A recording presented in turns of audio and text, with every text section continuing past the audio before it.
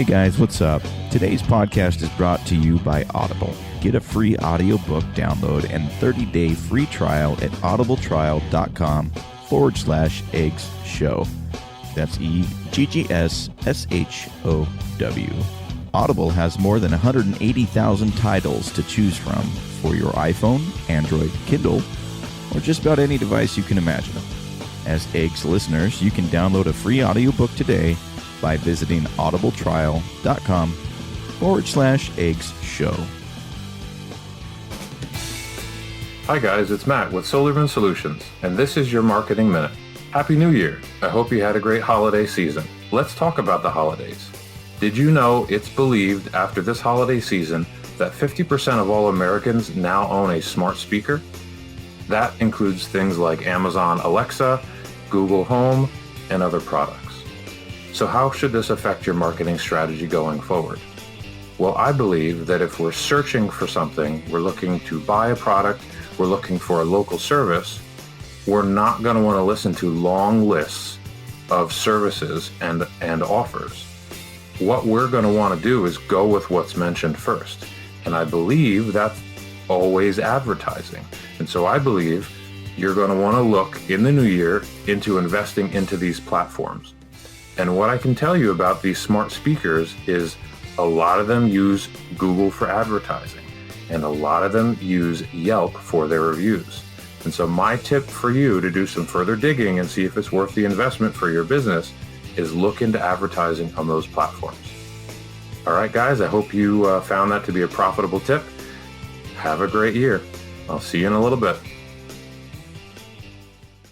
Bang ding ding, trademark. He come out 6'7" tall. Bang ding ding, 1 inch tall. Bang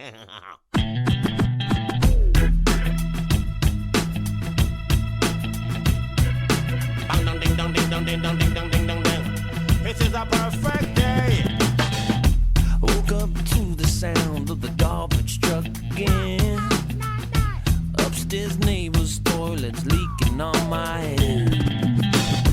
Cars broke down, I missed the bus, there runs a 10. I had a feeling this was a day to stay in bed. I finally left my pad right under Jumbo's cloud roof. A police officer pulled out his gun and said, I said, sir, you got the wrong guy. I guess it's just a perfect day. It's just a perfect day. Na, na, na, na,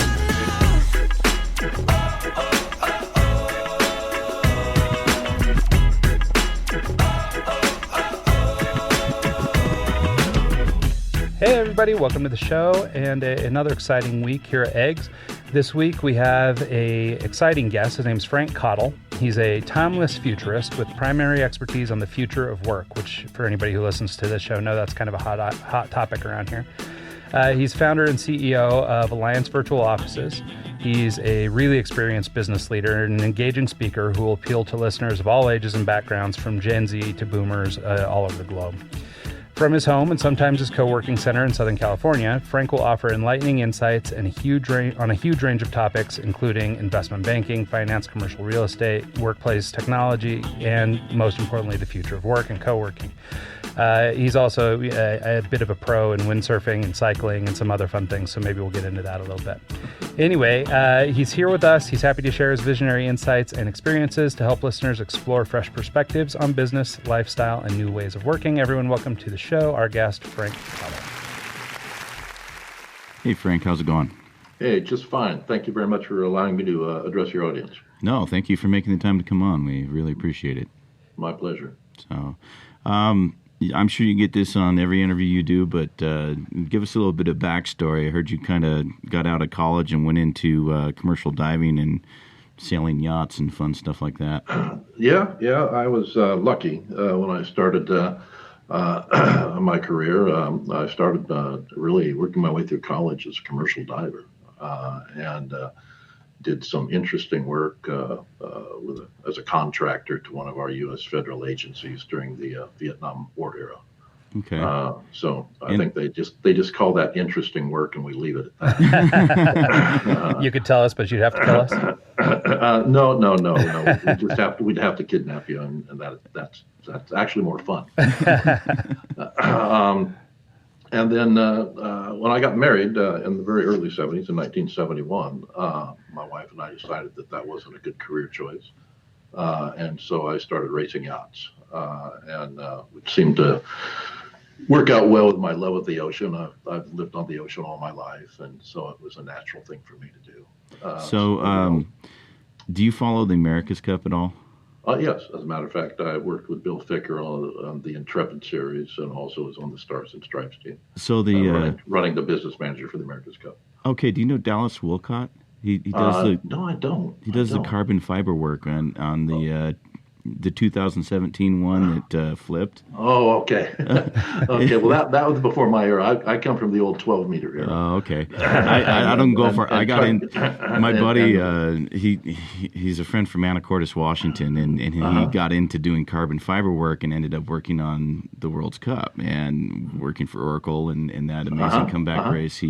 He did most of the carbon fiber work on that, which is really cool. I worked closely with Fiberspar for a while, and I held the record in windsurfing for the most booms broken people on the circuit. So I would hold it until it snapped, so that was fun. At least it was a fun record to have. It wasn't fun to break the booms at high speed. Yeah. Did you get up to Hood River very often?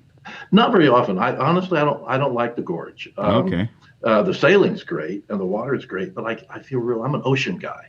Okay. So I feel really constrained going wall to wall, as they call it, back and forth across the river. I want to keep going. And just I don't want to have to turn because I see the other bank coming at me so fast. So I'm more of a Mexico, Hawaii guy. Nice. Nothing wrong with that. It's a little warmer down that way too. Oh, yes, indeed. Okay, so cool. So to continue on, so eventually you get into yachting, you start doing all this stuff. Get into yachting, and we built there were a bunch of us. We worked and built quite a large yacht brokerage at the same time, and as we were sailing, and a bunch of young guys. We had a wonderful, I'll call him not partner or owner, but patron, a fellow behind the company that just only wanted to do things perfect and right. And money didn't matter because he was exceedingly wealthy, and it was all about the quality and the way we represented things. So it was a fabulous environment to mature in as a businessman because of the focus. And the other thing that was cool is, you're hanging out with some pretty interesting people in the yachting world. Very, very successful generally. You mentioned Oracle a minute ago. Well, when you're hanging out with guys like Ellison, you learn a lot. Yeah, I'm sure. You get to see a lot of successes, and you also see a lot of failures. And the failures usually are lifestyle failures, not business failures, but lifestyle failures. They're 65 years old. They're on their second trophy wife. Their kids hate them, and they're going to take the cruise of a lifetime that they dreamed of and worked so hard of for the last 50 years. Right. But they just aren't. It's like a thing. Yeah. They didn't balance their life, and for me, that balance is what's always been the most important. Well, yeah, I was going to say, I think that's a really key point actually to touch on, because I think that's one of the bigger struggles everybody has. They all hear work-life balance, but I think generally what they think is they need more time off. It's not as much about really finding and striking that perfect balance, between the amount of time you spend working and building your life so that later in life you can be sustained. Yeah, I mean, I always think of your life as really as a finely woven cloth, and the differences in time really are like the threads. They touch each other. So it's not like I need to work real hard and then I'm going to take time off. No, I need to every day work hard and every day take time off and every day have some time for my family, and every day be some time to be a good student and to learn these things. And it's a daily thing. It's not a sections of your life thing. Yeah, at least to me, that's the way I look at it. Small things add up over time. 2 hours of study each day turns into a lot of time over the year. Yes, it does. So you mentioned, being around the, Oracle and those kind of people, you learned a lot. But didn't you kind of come up from a business family? Wasn't your dad pretty business Yeah, savvy? our family, we're a family steeped in farming and ranching going back, gosh, umpteen generations before statehood here in California.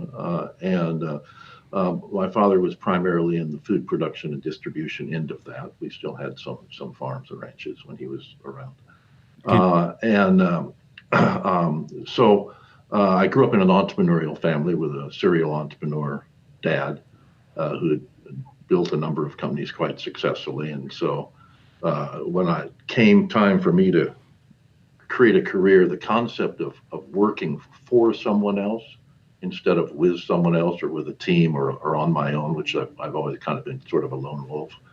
I couldn't understand it. I always felt that college education, at least that I had, was always teaching you to go to work for IBM or something. Yeah. And that just didn't work for me.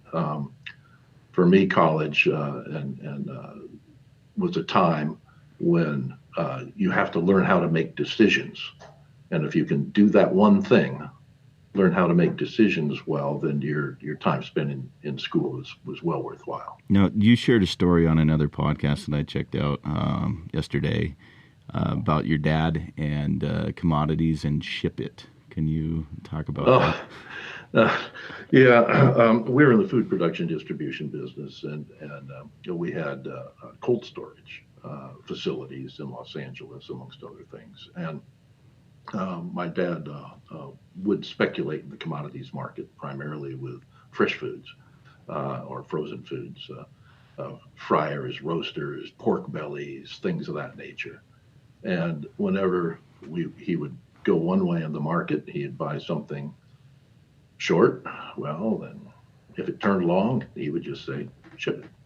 And it always threw people off. They'd say, wait a second, we're talking like the 10 carloads of pork belly. Carloads being a 160,000 pound freezer container in a train car. And he'd say, yeah. So,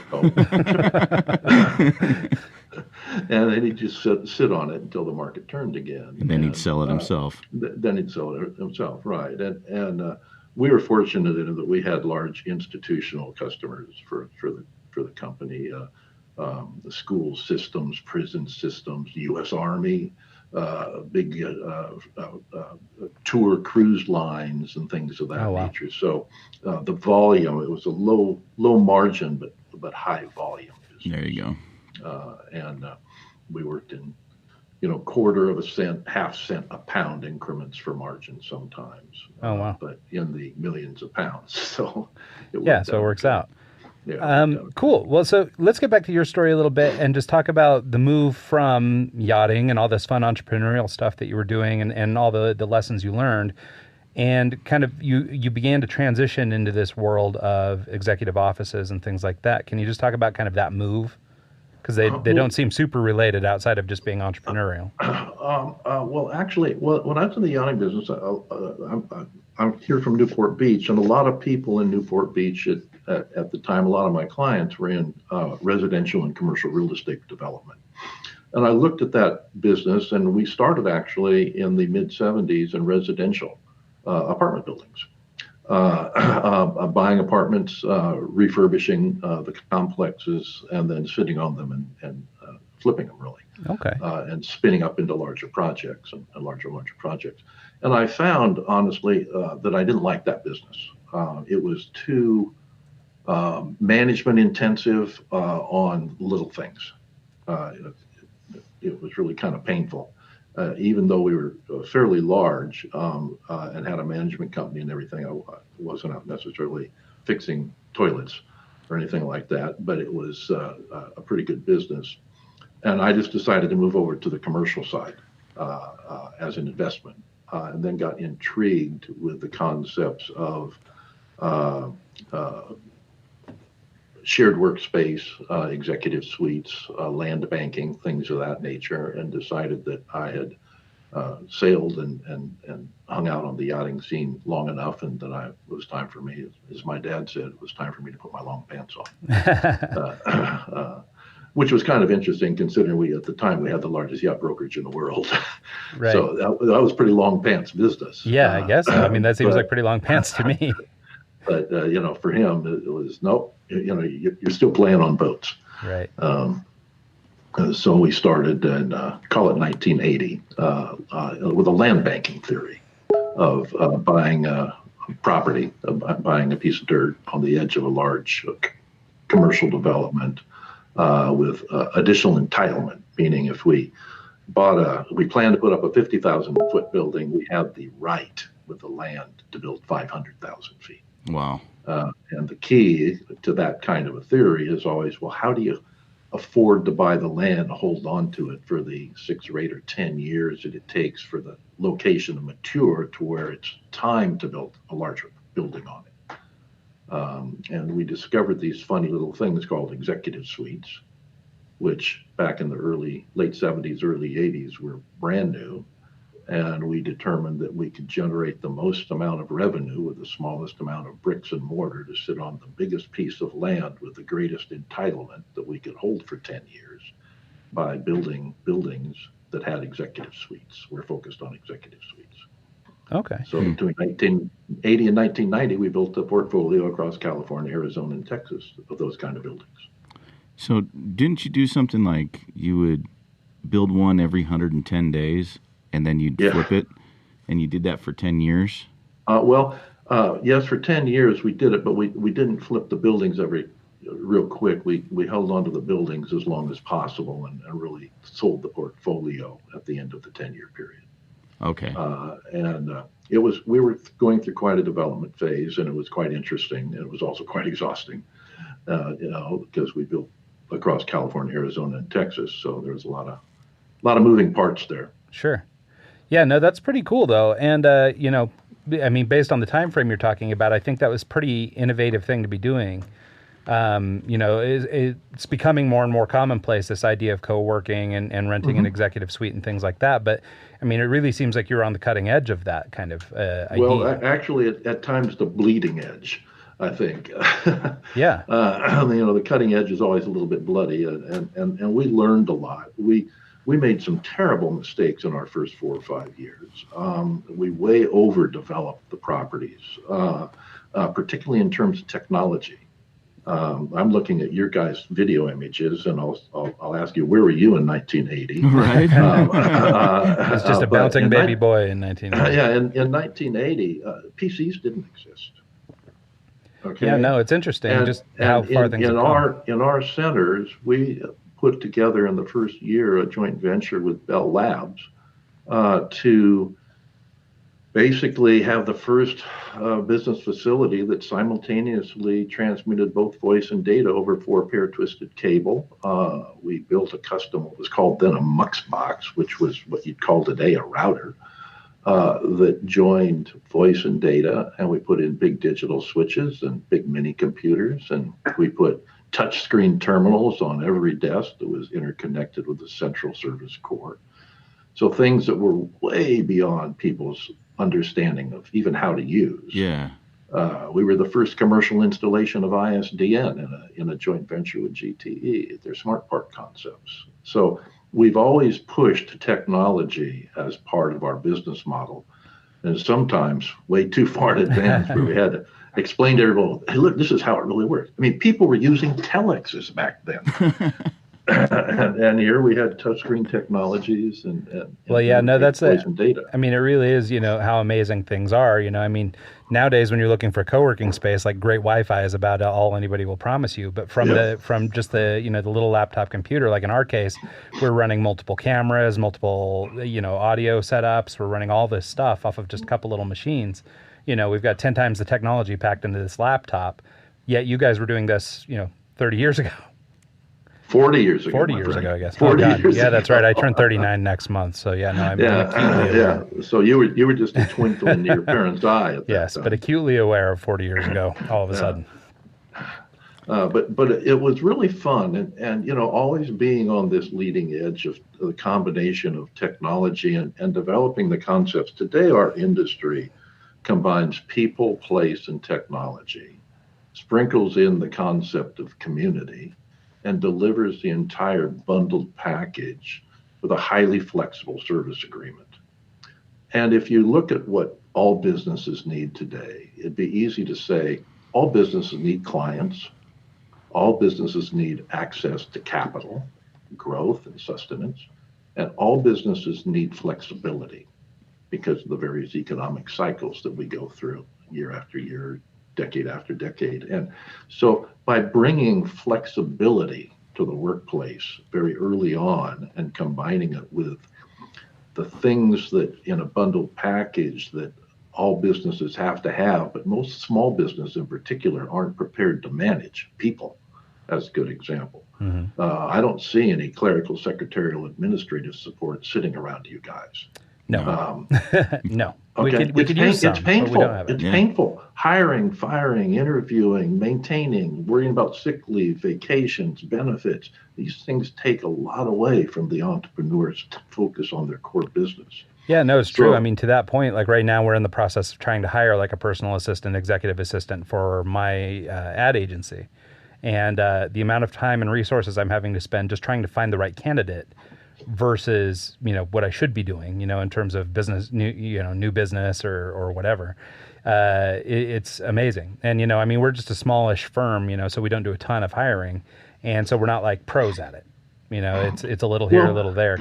Let's use this as a segue over to virtual officing and flexibility for a second. Great. Let's assume that you guys were going to start your company and you needed to go to a VC and raise $1 million. And I was going to start my company and I needed to go to a VC and raise $1 million. And when I walked in, I said to the VC, hey, I need $1 million. I'm doing some amazing stuff. And you say, well, what are you going to do with that $1 million? I'd say, well, I'm going to go out and get an office. I'm going to hire a PA and I've got to buy some photocopy imaging equipment. And I need a phone system and I've got to put in a computer network, blah, blah, blah, blah, blah. It goes on and on and on. So he looked at me and he says, okay. And then I said, after that, I'm going to hire some engineers and build some cool stuff. And you walk in, the same VC, and say, hey, we're starting this really great marketing company. We need $1 million. He says, what are you going to do? He says, I'm going to move into a co-working center and hire some engineers. Who's going to get the money, you or me? Yeah, right. It sure seems like the safer bet to go with the. You're going to get the money. One of our primary groups that we interact with are venture capitalists, seed investors, et cetera, that come to us to help house and host almost in an incubator or accelerator type capacity the companies that they invest in, because the business model gives flexibility, reduces cost, reduces capex, and also allows the entrepreneur to focus on their core business model. Yeah, no, it makes sense. I mean, they're not caught up in building out a space or any of this other stuff and the amount of money that goes into doing all that work. Right, they're exactly. Just down to brass tacks. They're getting right to it. Can we talk about your business model a little bit? I kind of like it because you're kind of going away from the brick and mortar and owning the business instead of owning the actual real estate. You kind of own the customer, kind of like I think you called it like the Marriott or the, who else does that? Well, I think if you were to look at the hospitality industry, that a company like Regis in our industry is a good example, would be very much like Marriott. They own or lease their facilities, manage their facilities, and they service the companies from the facilities. Our company really is more like Expedia. Yeah, we own the customer and service the customer and host and house the customer in all variety, whether it's Marriott or Hilton or any other hospitality provider. We do it with offices and office buildings and virtual office complexes, business centers, co-working centers, et cetera, meeting and conference room reservations and booking systems. So we've migrated over our 40-year history now from property company, we sold that portfolio after about 10 years, to an operating company very similar to Regis, which we had for about 10 or 12 years, to now we're a business services and technology company that not only services the customer, but also services the industry at large. So we have booking and reservations and management systems that hundreds and well, operators in 54 countries use today. Oh, wow. We have the industry's largest news and information networking system. Our social reach last month was over 950,000. Wow. So Yeah, that's incredible. We're pretty big in that regard. We manage the industry's largest charitable foundation, which we established on behalf of the industry. We even manage a coffee company that serves coffee to our industry across North America, where all of the profits go to charity. Oh, wow, So that's we're awesome. very much industry activists That's neat. as well as operating company. So, say I'm Joe Schmo and I want to go and rent a virtual office from you. What's the process? I just go to your website and You can open 10 offices in 10 cities in 10 countries in 10 minutes. wow. It's that simple. Think of booking a hotel room on Expedia or you go in, you say, that's a hotel I want to stay at. That's a city I want to be in. I want a deluxe room. Book it. Cool. Is that simple? And once that's you're amazing. set in, then we follow up with additional items you might need. Whether you need a landline telephony system tied to that, whether you're going to want to set up a network of offices or possibly a network of meeting rooms around the office you've established. Really, whatever it is that you require in order to make your business successful. We have not just the technology, but very concierge level service departments and to support the customers that utilize our virtual office. So let's go on the other hand. Say I own a co-working company and I want to get listed on your network. Do you have a vetting process that you go through? Yes, we do. And it's really based on the simple concept that there's any variety of facilities, but there should only be one standard of service. And I'll give you a kind of an extreme example. If you have a 5-star facility in London, it's going to be pretty nice. If you have a 5-star facility in India, it's going to be really nice too. But there might be a cow walk through the lobby. Right. Okay, because cows are sacred. Yeah. Okay, so the fact that you have a variety of facilities to service all needs in all markets. Not every market's a 5-star market, even in major places like London. You have a lot of 4 and 3-star markets and a lot of 4 and 3-star budgets. So we try and create a bandwidth of facilities, but through the vetting process insist that we only have facilities with 5-star service and support. So we don't have the biggest potential network in the world. Right. Not everybody is welcome, but and we want to maintain that quality. So People are depending upon that to build their business, and that means their families are depending upon it. So right. Yeah, no, it's a very key you don't want to choice. be shabby about this stuff. So what are the type of things you're looking for in a 5-star facility? High-speed internet, conference rooms, bandwidth, of course, and the dependability of it, and the proper management of it. You guys, you've got a bunch of video stuff going right now. I imagine you transfer a bunch of video files back and forth. You're kind of bandwidth hogs. Oh, Yeah. sure. Okay, so if we have a free and in common bandwidth system in a center where everybody's just sharing it, almost no matter how big the pipe is that I put in there, you're going to dominate it. And the poor attorney next door isn't be able to get his email. Right. Okay, so it's not just having bandwidth, it's how you manage the bandwidth systems relative to the individual users. You do that down to the individual IP addresses or the individual ports in the individual offices or workstations. So you have to not just have a big pipe. Right. You've got to manage it well. So we look for people that are using good management operating systems, people that have good public areas. The most important thing you're going to do, aside from this amazing interview with me, is have a meeting.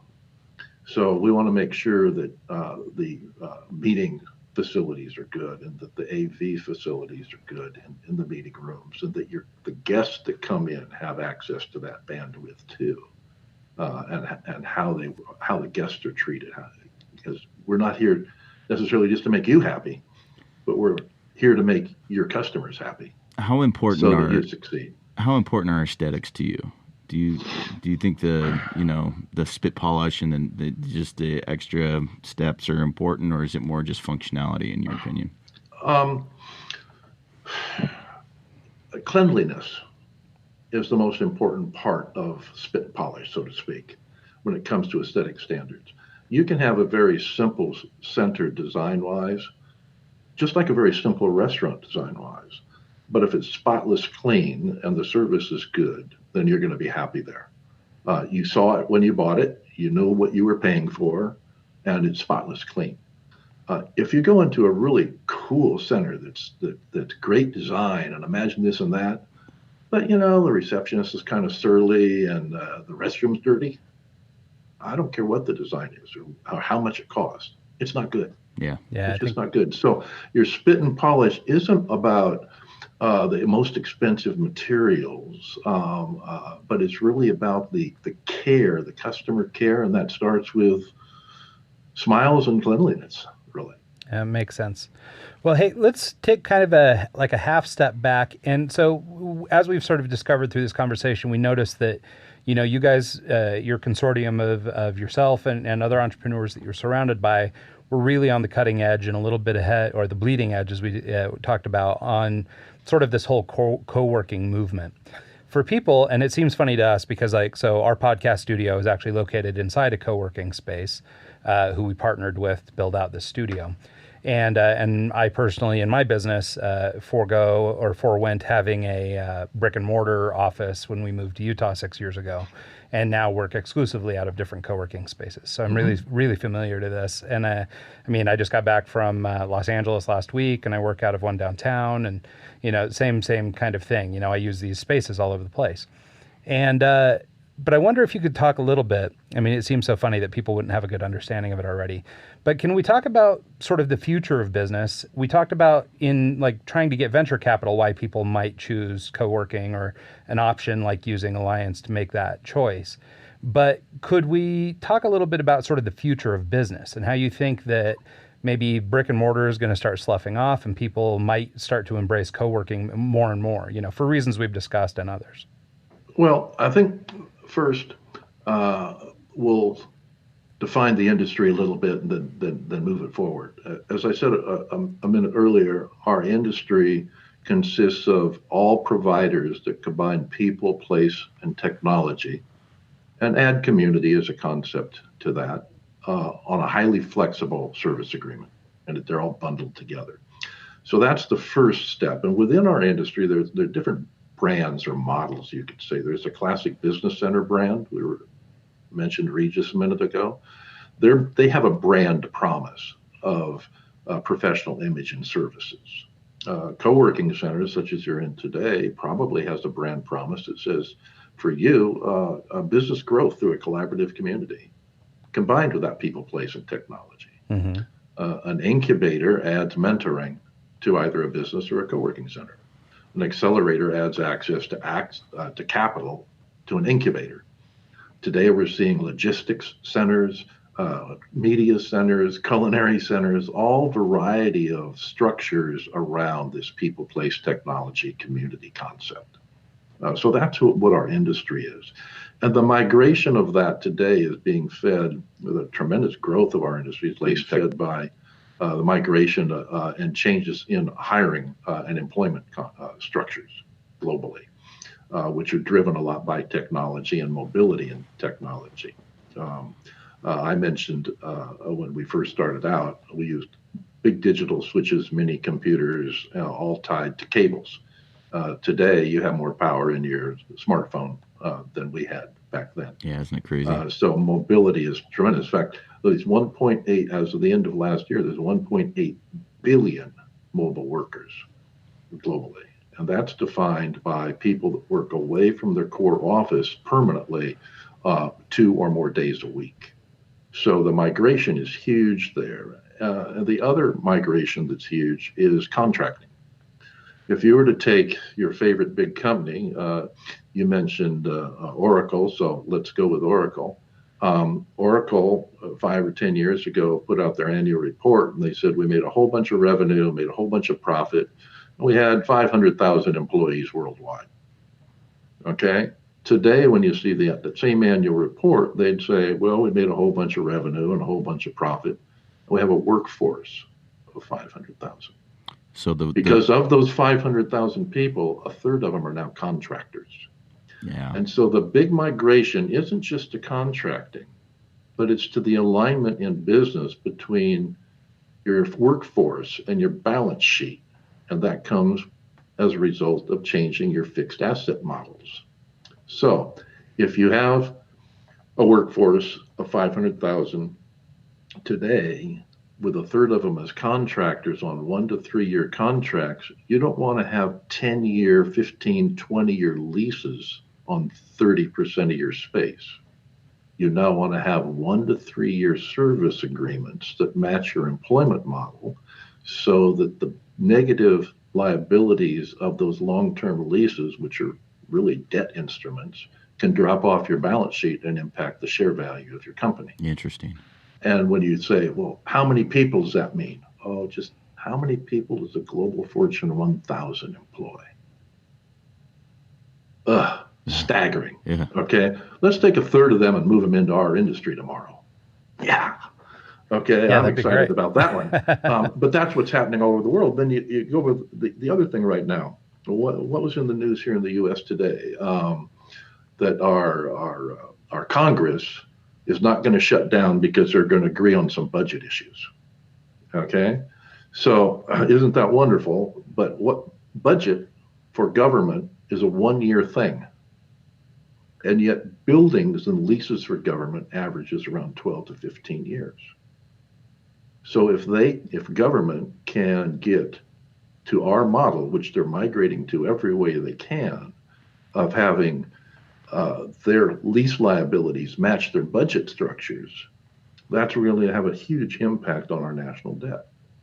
So there's all these things that interrelate. It's not as simple as co-working is cool and I've got a better beard than you, and who cares?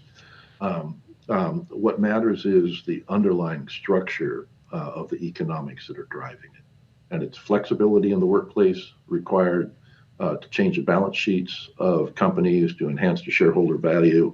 All these mega trends combined with technology, and then by 2022, 23, technology is going to change everything on its ear again and completely repurpose probably a third of all commercial real estate in the world.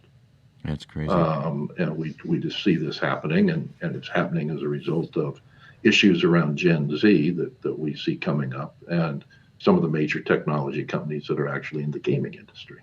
The VR world. Yeah. Yeah. We have some people in the same building that are working on some VR projects. It's pretty neat. I know nothing about it, but just putting the goggles on and actually experiencing the VR experience I can see where it's going. It's going to be something big. We believe that we are a technology-based company today, a software as a service style company, but we think that the co-working center that you're in by 2022, 23 one of their core products will not just be bandwidth, but they'll be selling a full interactive virtual reality software that allows you to create the office you want where you are inside of the facility. That's crazy. And what that does is it dramatically changes the value of real estate. So as an example, let's assume that I have a big 1,000-foot personal office in the top of a high-rise building in Manhattan. Nice big corner office overlooking Central Park. Well, that's a very expensive office. That's a $20,000 a month office for me. Okay. But by 2022, 23, I'll be able to slip on a headset, be in the Bronx, dial in the software for the coolest office in Manhattan, pay $50 a month for that software, and be sitting at a 48-inch cube and not know the difference.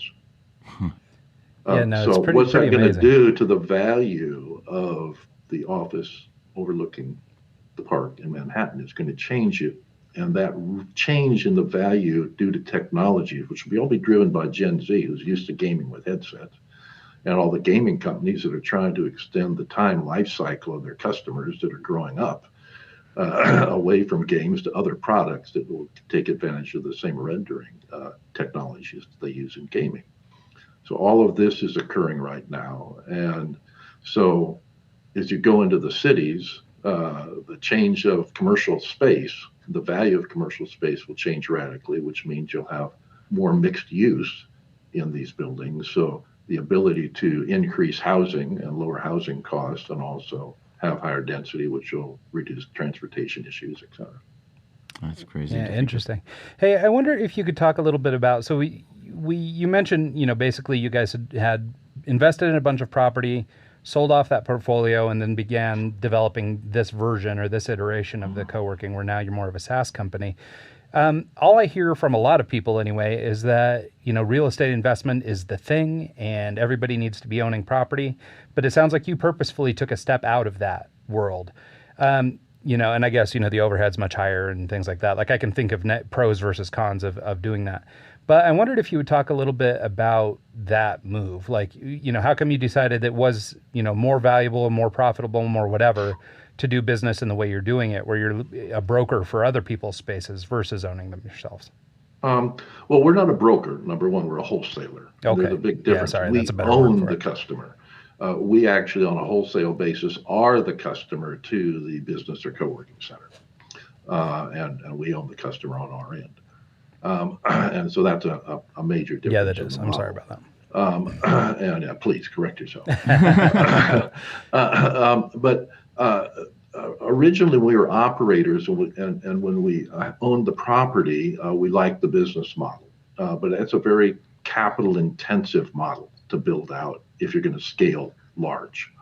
So when that portfolio was sold, we became an operator and did just what Regis and HQ and WeWork now is doing and other companies are doing. We leased space from landlords and chopped it up into our model. Maybe that's the model of the co-working center you're in, and then relet it to our clients with in our business service model.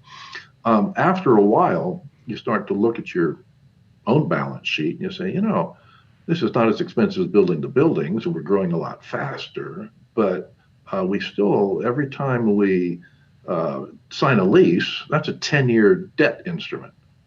So the balance sheet of the company gets worse and worse and worse the larger you get. And that holds the value of the company back overall. And I decided that at a point that the business model wasn't as efficient as owning the customer. And I'll use Regis as a good example. Regis is a great company. They're a major competitor, ours have been for years. And the owner's a great guy, by the way. We're good friends, even though we're competitors. And their business model, the value of that company, though, is being held back by the negativity of their balance sheet. WeWork is worth much more than Regis today because they've convinced the market that their balance sheet doesn't matter because they're really a tech company in disguise. Whether that's true or not, we'll wait and see. I think that they're kind of inflating the value quite a bit, but still, that's their story and they're sticking to it. So different business models all have different valuations. Software today has about the best valuation for every dollar of revenue and certainly dollar of profit of anything out there. So we shifted not because real estate is bad.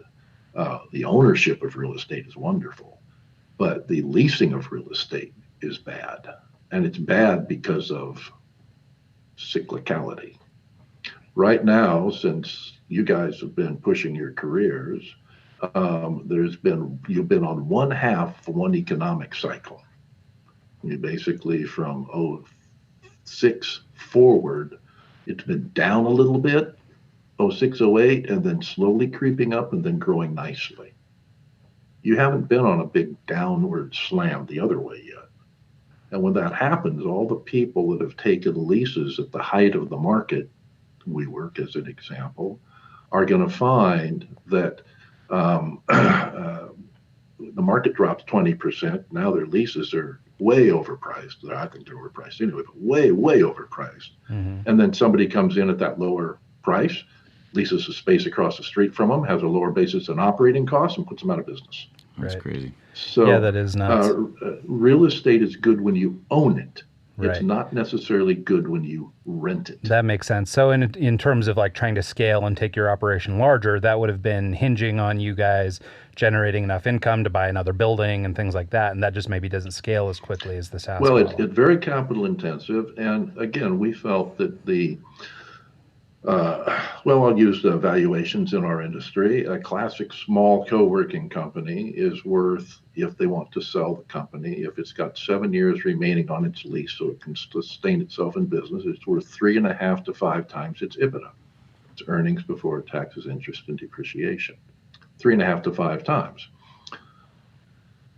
And that's for trailing EBITDA, 12-month trailing EBITDA. A software company, a SaaS company, is worth any place between 10 to 22 times its 12 months forecasted revenues. Which business do you want to be in? Yeah, right. Yeah, well, of course. And I mean, I'm just even thinking of the practical matters, right? I believe you said you guys are in 54 countries. I mean, trying to own and operate and maintain and build and renovate and update property across the planet like that, probably not super practical. It takes, well, you look at the amount of money that WeWork is spending to try and get there. And WeWork today is about 15 to 20% the size of Regus. And they've already spent about $8 billion trying to get there. And they're about 20% the size of Regus. Wow, that's insane. So I guess that makes sense. So almost like, even though, and correct me if I'm wrong, but it seems like maybe now, almost like your father's business, maybe because as a wholesaler, you're taking a little less money per client, maybe because now you're having to split it with whomever you're wholesaling to, but you're doing much more business and you don't have all the overhead that these other companies do, the WeWorks of the world. Well, yes, and on the one hand, we can go anywhere we want. If Regus or WeWork wants to service another couple of hundred clients, they need to spend a couple of $1 million to CapEx, build it out a center, and then sign a 10-year lease.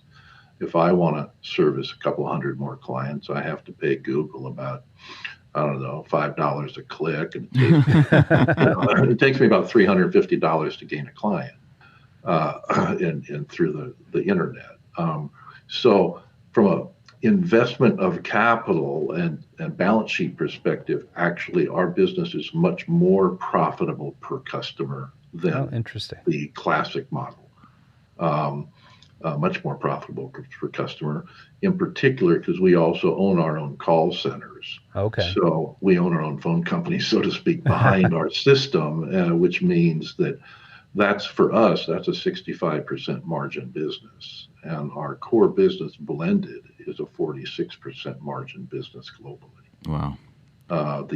If you look at WeWork is a negative 100% business right now because they're losing billions of dollars a year. Regus, who's very well established, is about a 10 or 12% margin business globally. Well, and as we talked about, I mean, by the time you work in all this overhead, everything else that we've discussed, it makes perfect sense. So, it's pretty smart that you guys have managed to, continue to see sort of the forward trend or what's to come. I think for cool. us too, our next generation of our company, we just are shape shifting a little bit to where we're becoming a capital management investment company. We are now investing as much, if not more, in other companies that we're acquiring or investing in that are service our industry or are around our industry as we are investing in our own core companies. In fact, much more externally than internally now. We feel that one of the best ways to help the industry to grow is to strengthen the technology infrastructure that the industry uses and that the large corporate clients and government use to interface with our industry. Today, there's no such thing, in my view at least, as an office occupier. That used to be the term, the occupiers. Today, everybody, and you just mentioned it from your own experience, you're using a co-working center in LA, you're using a co-working center here and there around town.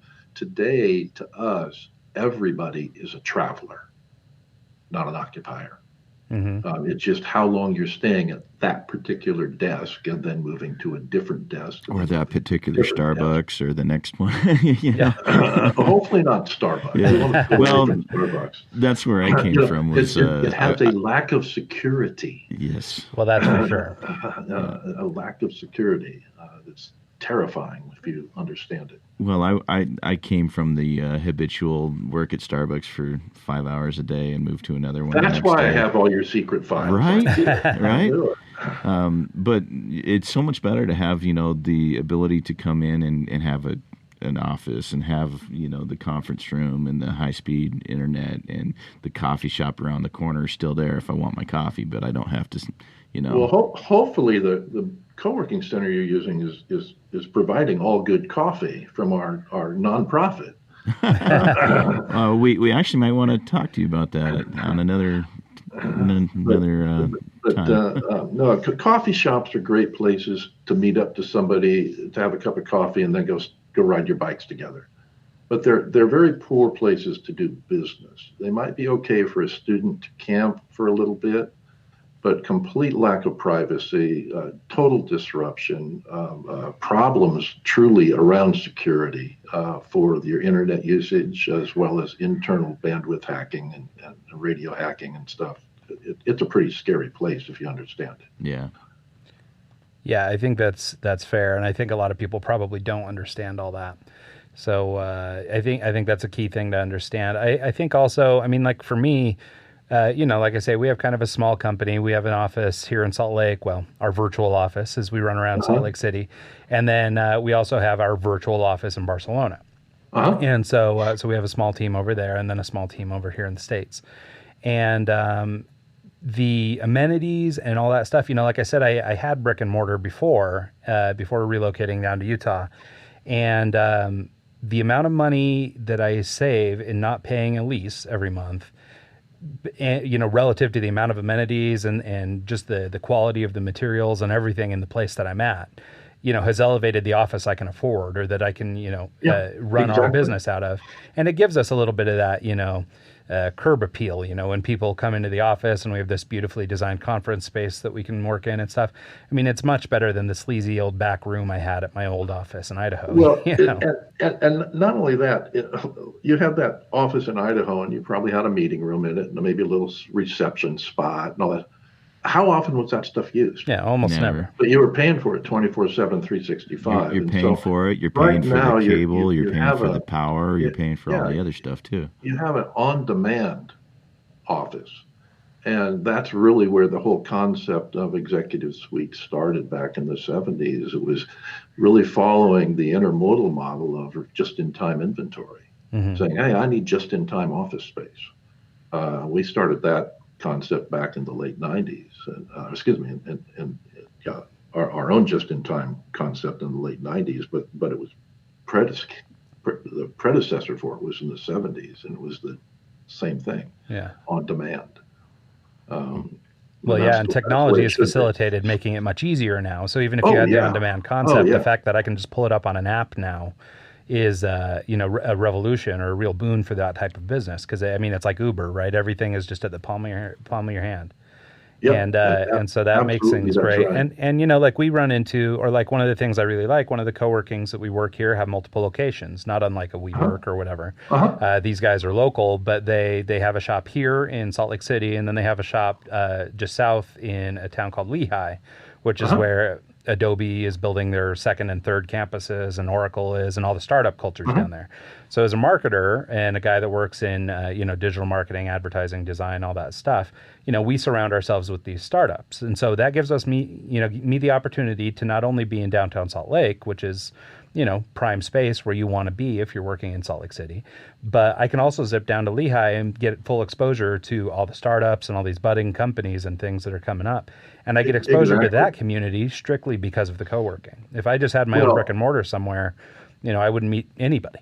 I'd sit in my little office. And you'd only be talking to yourself too. Yeah. And that's a nice thing about a business center or co-working center. Any of the new shared office models is, it's nice to have interaction with others, and not just have our little team of 3 people coming to our little office every day. I don't care how nice it is. It Yeah. gets boring. Well, it's Really true. Well, and boring. in my world, like I really benefit from conversation and from, just hearing other people's ideas and spitballing back and forth, and, ideas will grow, and, you can start to tap into other people's abilities and skills and work with one another on different things. And I mean, it just expedites the whole process of developing a business. Well, And, that but it brings couldn't us happen without that, that brings us full circle to where the conversation started about balance. Mm-hmm. You have better balance when you're interacting with others, not when you're isolated on your own. So that's just a good thing to consider about the whole community concept. Well, one thing that I picked up on another podcast that I was listening to, you just kind of doing some research. You said one of your friends does this thing called what is it? It's a lunch with a stranger. Lunch with a stranger, yeah. You were saying that you don't like going to networking events, but you like meeting and having coffee with people and just talking. When you walk into the classic old Chamber of Commerce wine and cheese networking mixer, you went over to talk to your 3 or 4 friends. You all stood around in a little circle and talked to each other, and then maybe they introduced you to somebody else. But it was really kind of a little groups of cliques hanging out together. And it was the same old people, the same old time, saying the same old things. And so I'm not a big fan of that. I like one-on-one or small group meetings where you have a purpose. Hey, I'm here to talk about this, and everybody knows it, and vice versa, to where you can explore ideas and explore things very quickly and easily, and then have kind of a real friend, not a Facebook friend. Yeah, when you're right. done.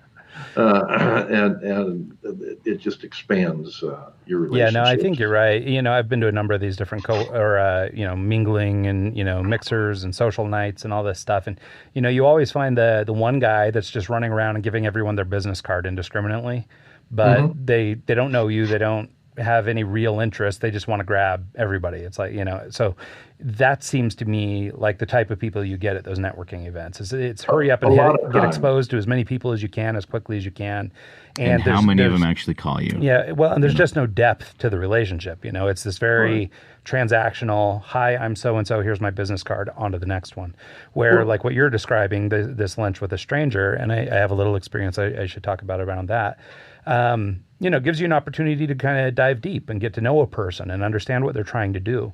And, I think that, in our company, relationships are really key. And actually, last year, in the middle of the year, our company experienced kind of a big hiccup where we found ourselves with a shortage of clients, and our portfolio of people had just kind of withered over time and wasn't growing quickly anymore. And I got on LinkedIn and I just started hitting up every random ad agency owner and CEO in the tech space and anybody I could get. And, I had surprisingly good results, but I had a few people who did the same kind of thing where, one day a week they met with a random stranger about whatever they're doing. And of all the people that I met doing that, including CEOs and CMOs of some huge companies, really great companies, I've developed relationships now. We have friendships. I can call them or ping them, hey, I've got this concern. I'm trying to solve this problem, whatever it is. And because we did this one-on-one and, it cost me a bowl of ramen or something, it was like $20, and now I've got this advisor that's invaluable to me. And, so I really like that idea of this sort of lunch with a stranger, or, at least having a specific reason for meeting the person you're trying to meet. Well, come down to Newport Beach, and I promise to buy you a better lunch than ramen. Well, how it goes. They've got this fancy ramen now, right? I mean, but I still you can still get it for 11 cents over I could beat the ramen. Yeah, unfortunately, it was such short notice. I was just in Santa Ana on Friday, and so I was not far from you. No, not at all. Yeah, I have clients there near the island, whatever they call that mall there in Newport. Fashion Island. Yeah, and so they're right on the outer edge there. That's actually where my offices are. Oh, how interesting. Yeah. I wonder if because there's only a couple big buildings around that perimeter. I wonder if you're one of them. So no, anyway. we're down on the low-rise buildings down on PCH. Right. Oh, okay. PCH. Oh, how cool. How funny. So anyway, but yes, next time I come around, I'll ping you. Yeah, you'll give me a call. I'm not a big fan of elevators. They take time and they're always on the wrong floor. So I like garden-style offices. Yeah. Where I can drive up, walk in, and I'm done. There you go. Well, nothing wrong with that, and especially if you're in First Newport, it's preference. nice to be able to walk down and get out into the weather because And it's the always ocean view good. doesn't hurt either. But the talking about lunch with a friend issue, one of the smaller co-working centers that we dealt with a long time ago had a good practice. Every time a new member would join the center, they would walk the member around, even in the initial tour process, and introduce them to people. And then the receptionist of the center's primary job was to make sure every day that the members had lunch together somehow. And so she was pretty good at it. And even inside of the restroom, as you'd leave the restroom, there's a little sign on there that says, "Who are you having lunch with today?" I love that. Yeah, that's really cool. Really simple, really Yeah. simple. But it kept everybody attuned to that. And then the receptionist would say, as you walked out the door, "Hey, George and Harry just went down the street to the cafe. Why don't you join them?" That's, Yeah, that's great. The littlest thing. Well, but especially- it brought the group together. the sense of to that community is closer what is. relationship. I love the That sense was of quite community. nice. It, Well, yeah, and I mean, I can't speak for everybody, of course, but I mean, for a lot of people like me and in the tech space and places like that, we're not all wild extroverts. We're not dying to run out and meet people. Right. We know we need to as a function of business or whatever, but I mean, it might not be, at least in my case, until recent years. It definitely wasn't my first inclination. I would have much rather been the guy just dropping emails all day and call it good. It wasn't really until I started meeting more people and getting out and making more of these relationships that it's become easier for me. But it certainly wasn't my natural inclination. So, but to your point, one of the co-working spaces I work out of does something similar, and maybe I'll just name drop them. They're called Kiln here in Salt Lake. They're kind of a Sure. locally owned, operated kind of thing, but they do this thing through their Slack channel, and I don't know if this is a software or something. I mean, but it's called what is it? Like Drinks and Donuts or something like that, and it's the same kind of premise.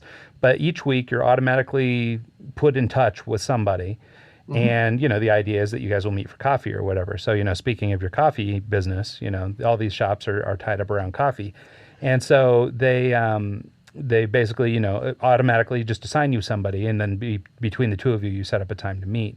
And I've only done this twice now since starting at this space. But the first one, I became a member of their advisory board on their startup based on the lunch that we had together. And I've got another one this week with a developer from a startup over here. So it'll be kind of an interesting thing. But I love that premise or that idea. And it's, building community, but it's also forcing those who might not otherwise go looking for it. And Well- so I love that bit. Yeah, the concept of breaking bread is timeless. yeah. Sitting down and having a meal with someone and sharing together is a timeless act and process. So, but it usually has a sense of intimacy to it. Well, and Going it's to a true. banquet is not the same Right. as having a private meal. Well, yeah, as I mentioned, we have an office over in Barcelona, and I don't know if you're real familiar with the area or anything, but Just right. they the Spanish culture totally hinges on that personal relationship. I mean, a lot of the clients we've been fortunate enough to start work with, or are still working on. I mean, we've been having conversations for 3-4 years, just trying to kind of ingratiate ourselves with them because you're competing with their cousin or their friend or their whatever, and so as an outsider to come in, you've really got to do that relationship, and maybe they're just taking advantage of me for the free beers, but it's always Well, yes, they are. They are. Absolutely. but I really think enjoy it. It's great. In Spain, that's particularly important on a regional basis, and Catalonia, even more so than the rest of Spain. I'm very familiar with Spain. I spent lots of time there. Yeah, Oh, and yeah, and that was one obviously. of the big, I guess, eye openers for us, because prior to doing business in Spain, and I won't get into the whole story, but prior to doing business in Spain, I was really solopreneur, eyes down, working behind my computer as a designer mostly, and just doing that kind of work all day by myself in the office, like no social life, no anything. Through a series of events, we ended up finding a partner in Barcelona and took the business over there. And on my first trip to Barcelona, it opened my eyes to this whole other way of living, this idea of developing friendships and developing relationships and, being, allowing yourself to be intimate with people like that, and I think that for me, it was a big game changer. It changed the whole way we run the company, and really, I mean, we put so much value on the relationships almost above anything else. And, but that was sort of born in Spain. Yeah, particularly when you cross borders, you learn very quickly that contracts do not solve problems. Right. Only relationships solve problems. Yeah. And we do a lot of work in the Middle East and Russia and places like that, where, the guy who owns a country is who you're contracting with. So the contract's no good. Right. Because all he has to do is say, "Oh, we changed the law." Or I'm the minister of this, and so we're not doing it. So your contract never saves you in business, right. And you shouldn't depend upon it to save you.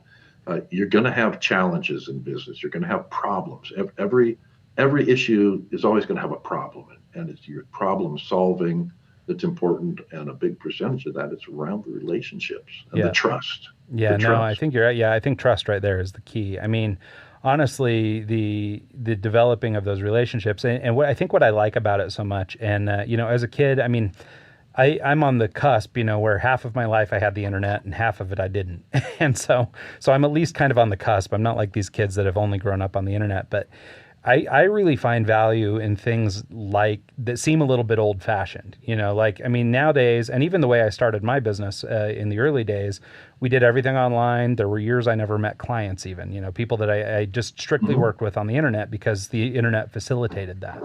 And now as I've matured and the business has matured and the type of clients we're getting are better, the relationship thing has come back into it. And I'm really finding that the sort of the quaintness of that hand-to-hand, relationship, the handshake and the sitting down and breaking bread or whatever is, it makes everything more enjoyable. It's more meaningful. And even though it could all be facilitated online or by voice chat or whatever, there's something totally different and magical about taking the moment, to actually spend with a person.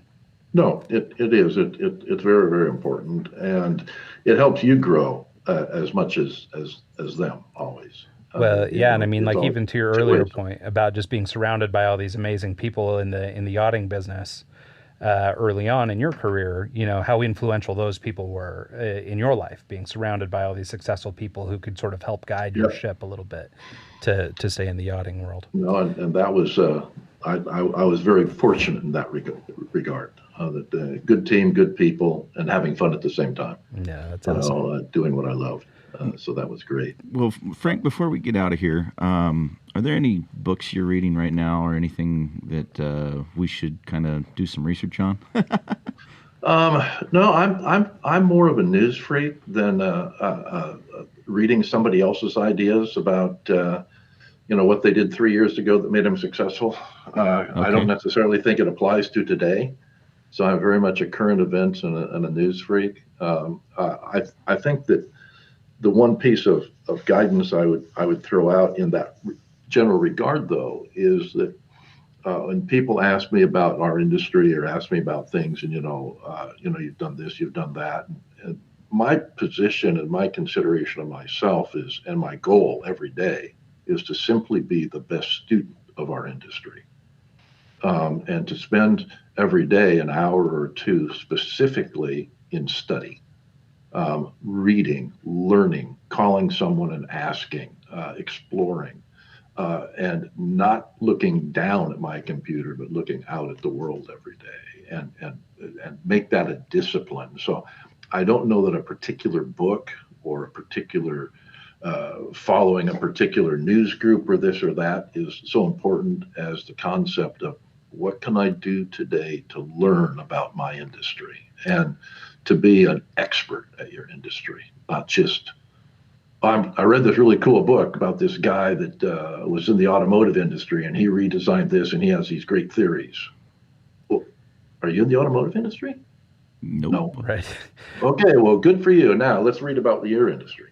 So really be a good student of your own industry and become an expert. Yeah, I think that's a nice twist on it. I think right now there seems to be a lot of people who are kind of grasping at straws or trying to glom off of the experience of those who have found success and things like that, rather than just going out and doing themselves. They sort of get caught up, and I do this myself sometimes, get kind of caught up in the how did he become rich or how did he get to wherever.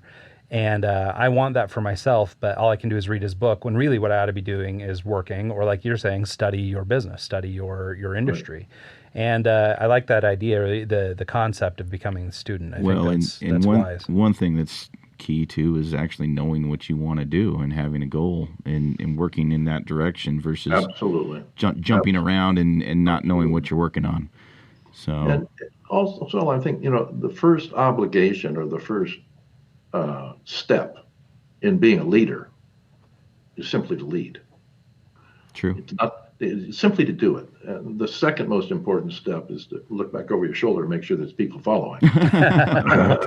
But you can lead in the wrong direction. You got a conga line of one. Yeah, but it's a great conga. Let me tell you, and I've seen that video.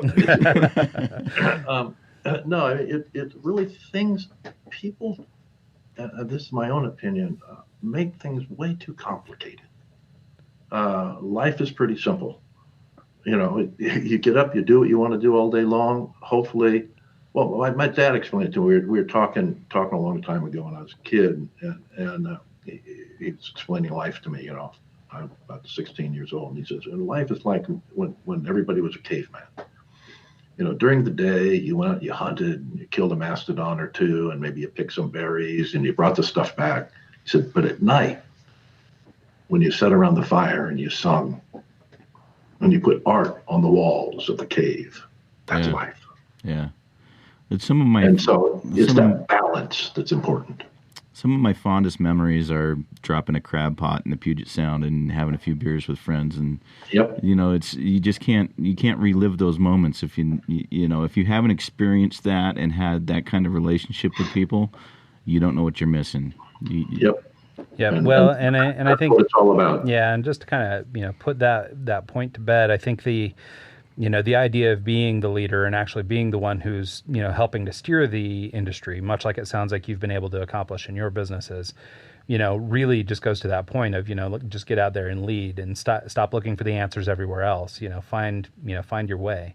And I think that's a really good place to leave this conversation. So. Yep, I agree for two reasons. One time, I know you have a heart out. I have an appointment, so I've got to get to. All right, perfect. It's one of those non-ramen lunches. Oh, nice. All right. Well, then let's wrap this up quick. Basically, you can learn more about Frank Cottle at alliancevirtualoffices.com. You can follow him on LinkedIn at linkedin.com/Frank Cottle, Alliance Virtual on Facebook and Twitter.